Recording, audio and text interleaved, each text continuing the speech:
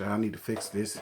Fix my facials. Girl, Real Housewives of Potomac. This was season 6, episode 5, The Rumor Mill. This episode was fair. You know, it was much like the other one was. It got good down to the end. But everything else beforehand, So Ashley and SD. So SD and Ashley brings home baby Dylan. Now, this is the funny thing. I was calling the baby Dylan because I was saying that Dean was Tommy Pickles. That's the only reason why I was calling that boy Dylan. I had no idea they really named that baby Dylan. That was hilarious to me. I had no idea. Anyway, because won't none of that. So me and G taking the kids on a picnic. So Josh talks about how she works too much and she invited her mom out for a picnic, but she doesn't come. But she did invite her out to lunch, and I'm assuming she agreed to do that. I don't want y'all to force y'all that thing about her not being there like that with the sun on us. I don't want y'all to force that on me personally. I don't want y'all to force that on me. I feel like that's tired. I feel like that's tired and it's been done before. I'm more than sure it's something else that y'all can give us. There's way more to me as real life than her not being there for her child like that. Because, girl, I don't care. You understand? I'm just going to be real. I don't care. I got to be something else going on between. I'm going to need for G or somebody to cheat or something. Because I'm going to need for Mia to get real interested really quickly. So Kleenex and jobless. So Kleenex is packing because she invited all of the ladies to a girls trip down to Williamsburg. God bless me, y'all. She invited the ladies on a girls trip down to Williamsburg. I'm more than sure the network paid for this, and they just decided to give it to Candace. Candace ain't paid for a motherfucking thing. Jobless feels like she should extend an invite to Ashley. And again, I say why. Why? Her and Ashley aren't friends, and there's nothing in the rule books or nothing in the clause that says that she has to invite Ashley to everything that she has. Candace didn't forget she don't want her ass there. She already has to deal with Karen. She don't want to have to deal with two fake people, in her opinion. I'm down for her inviting Karen over Ashley. I feel like her and Karen had the deeper relationship anyway than her and Ashley. Like, I'm not mad at her for not inviting Ashley, and I wish she would just say that. Any other damn time, Kleenex, you say whatever the flying fuck you want to say up out of your mouth, no matter how vile and nasty it is. So why can't you just be honest in this instance? So Tacky and Ashley. So Tacky go around there to see Dylan, and Dylan gave her the best response, and that's shitting. Okay? All right? That was his gift to you. All right? Sat around there talking about something when you gave birth to the twins, you shitted. With your nasty, shitty, stanky booty ass. Ciao. Anyway. So then they talk about Mia's apology. Girl, we're going to get to Mia in a second. And then she talks about the new Wendy and how she doesn't know who she is anymore. Now, this is another time where I have to agree with Tacky against my better judgment, but I'm with you when you're right. I totally agree with Tacky. I don't like this new Wendy. I don't. I feel like this new Wendy is trying way too hard to be somebody or be someone that she's not. You know what I'm saying?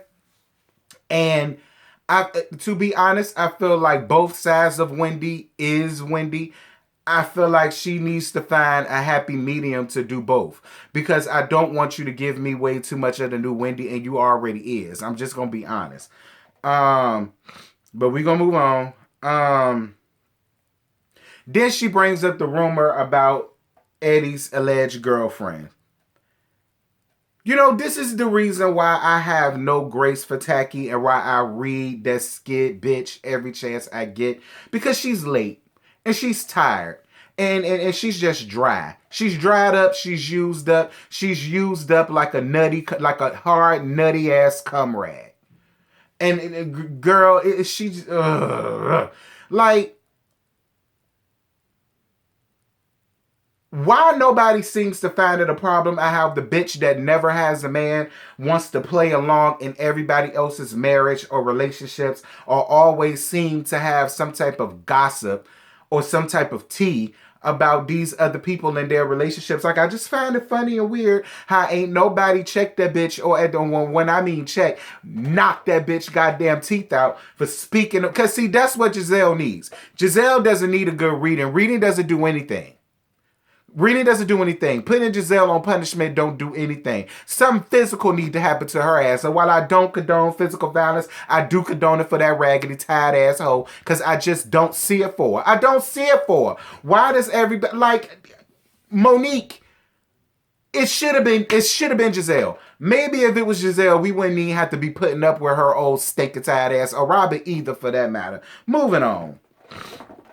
So Wendy at home trying to work. So she talks about people just she talks about people always keeping her confined to a box. I mean, Wendy, you brought that on yourself because you got up here first season 4 degrees, 4 degrees, 4 degrees. I'm a professor, I'm a professor, I'm a professor. I'm a commentator for NBC, I'm a commentator for NBC, I'm a commentator for NBC. So, I mean, don't get me wrong. I do kind of understand where people coming from. How do you go from that and throwing it up in a bitch face and using it as a read to downgrade or belittle everybody else that did not accomplish all of that, to now it's not what you want to do and now you want to start selling candles? Wow, I mean, I get what you're saying, but I totally understand everybody else when they're questioning you about that, Wendy. I mean, that is just a weird leap. It is a weird leap. Anyway,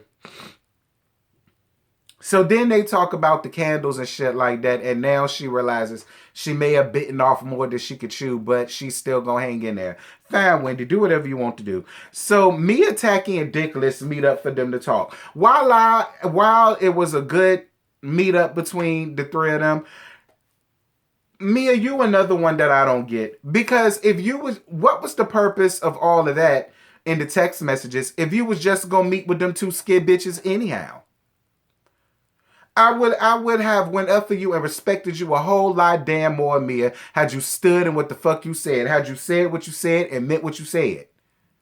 You saying what you said and meant what you said is you and Giselle meeting without the likes of Dickless. Or that Forever 21 couture that she had on.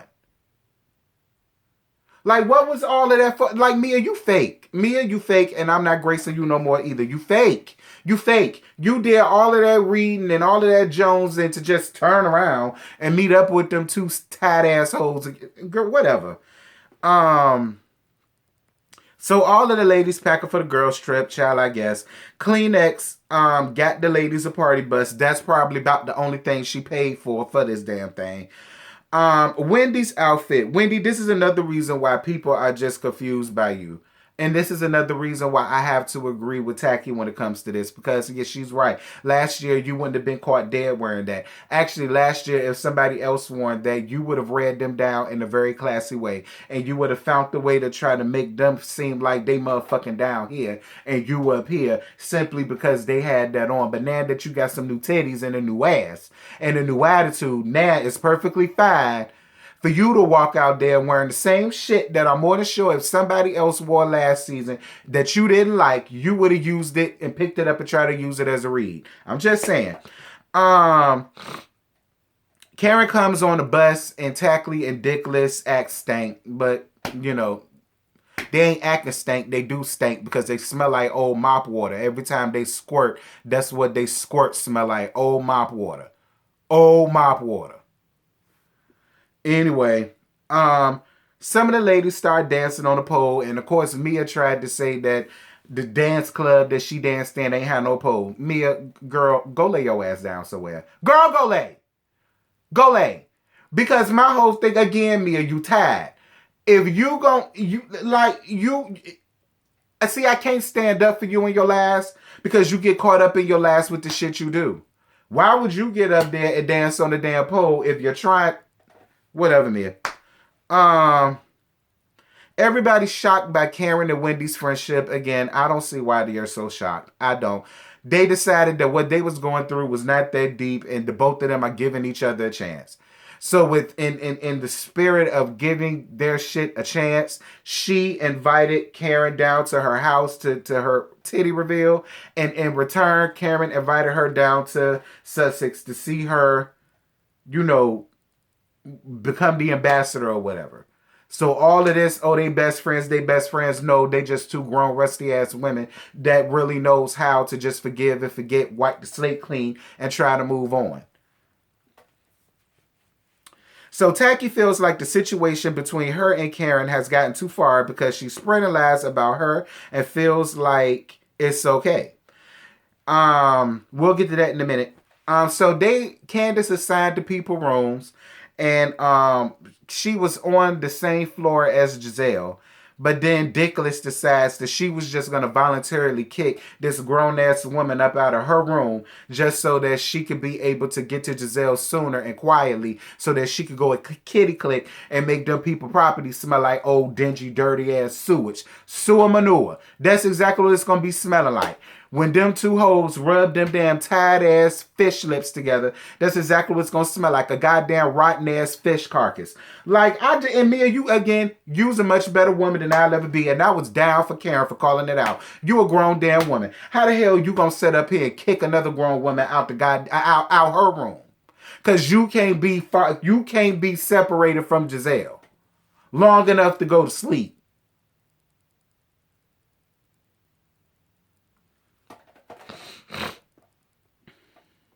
So Tacky no. Okay, so Tacky wants an apology from Karen for speaking on her family and lying on her family. And Karen very much so said, "Are you speaking to me?" Yes, God, Karen. I was all here for Karen and her response.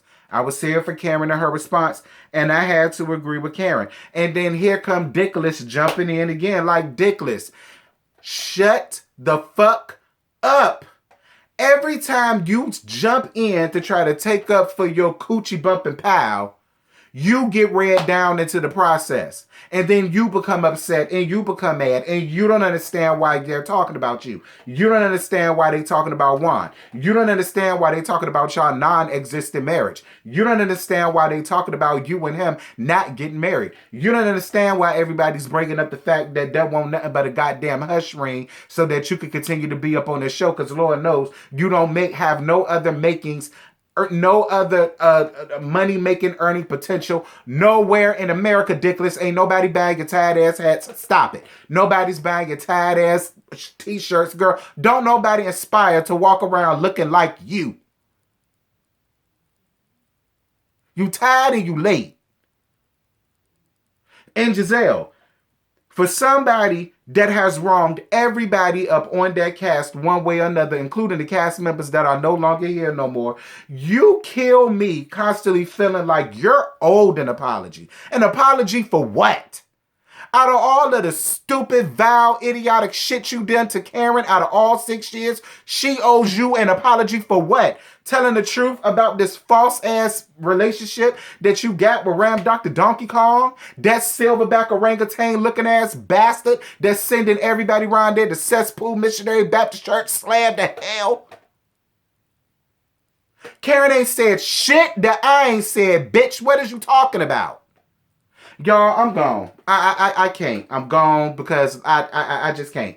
Y'all, the live is going to be tomorrow morning at 11 o'clock, 10 o'clock Central on the second channel. Like I said, I will put the link into the description box, and I'm also pin it into the comment section. Make sure y'all are there at 11 o'clock. Don't be late because I'm going to start on time. And we'll just finish this conversation when we get there. I can say whatever I want on that channel because I ain't monetized just yet. I will be soon. Thanks to you guys. I'm right there at my threshold on subscriber count and watch hours. Thank y'all. So definitely make sure that y'all are there. If y'all not have subscribed, please subscribe. Please subscribe. I would love to wake up and see that my second channel has reached 1,000 subscribers. I really would. I'm almost there, y'all. 883. That's where I'm at. Get me over the loop. That's all I ask. And with that, I'm gone. Bye.